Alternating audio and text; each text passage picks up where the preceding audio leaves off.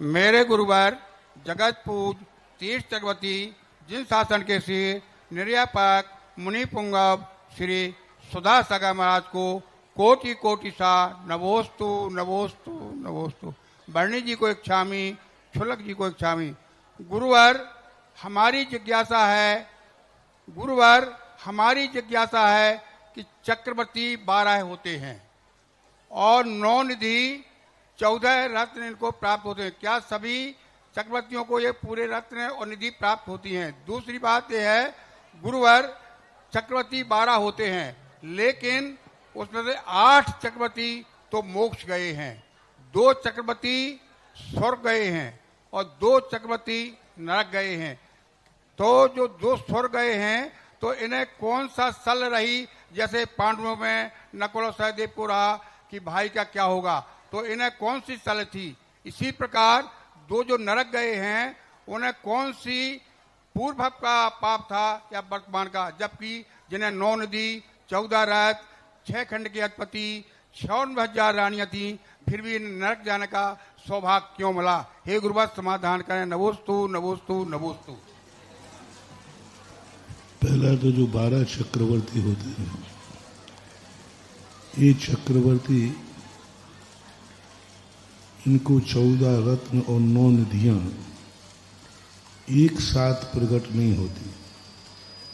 9 निधियां तो एक साथ प्रकट होती हैं, उसके साथ चक्र रत्न साथ में उत्पन्न होता है। पूज्यवर जिनसेन स्वामी महापुराण। 9 निधियां एक साथ कोषगार में प्रकट हो जाती है, उसी के साथ चक्र रत्न आयुधशाला में प्रकट होता है। बाकी के 13 रत्न जो हैं अलग अलग स्थानों पर प्राप्त होते हैं। कुछ रत्नों के संबंध में उल्लेख नहीं है कि ये रत्न उन्हें कब और कैसे प्राप्त हुआ। कुछ रत्नों के संबंध में उल्लेख मिलता है कि वो उनको कब कैसे कहाँ मिलता है।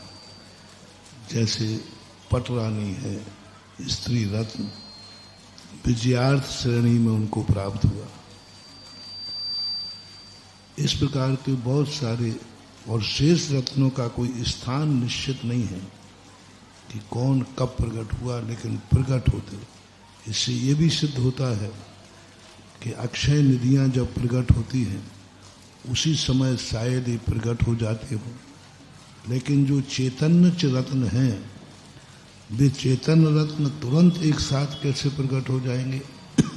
चेतन रत्न में एक अश्व आता है, चेतन रत्न में एक पुरोहित आता है, चेतन रत्न में रसोइया आते हैं और भी जो उनकी जो चैतन्य वैभव होता है वो लगता है कि अलग अलग समय पर अलग अलग प्रकट होते होंगे।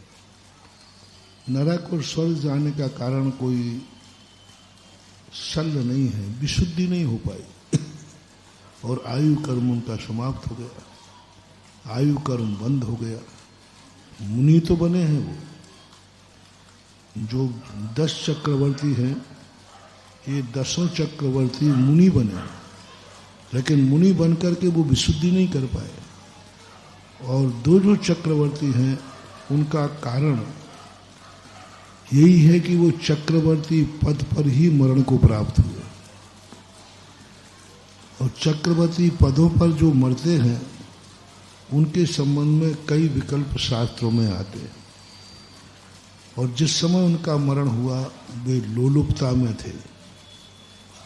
शुभम चक्रवर्ती इतना लोलपी था कि एक छोटे से फलों के लिए सारी सेना रत्न की उपेक्षा करके और वहां चला गया। देव ने कहा तुम्हारे पास कोई चक्र नहीं होगा, कोई सेना नहीं होगी। तो इतना लोलपी था रसना इंद्री का कि वो सब देवी शक्तियों की उपेक्षा करके चला गया और वहीं मर करके नरक चला गया।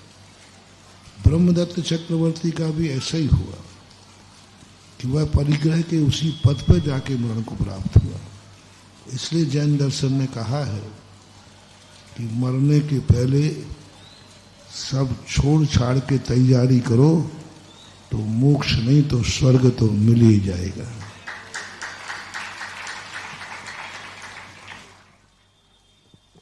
और ब्रह्मदत्त और जो क्या जो मुनि नहीं बने तो क्या दोनों नहीं, मुनि बनते तो नरक जाने का सवाल ही नहीं था। दोनों चक्रवर्ती पद पर ही उनका मरण हुआ। नवोस्तु नवोस्तु।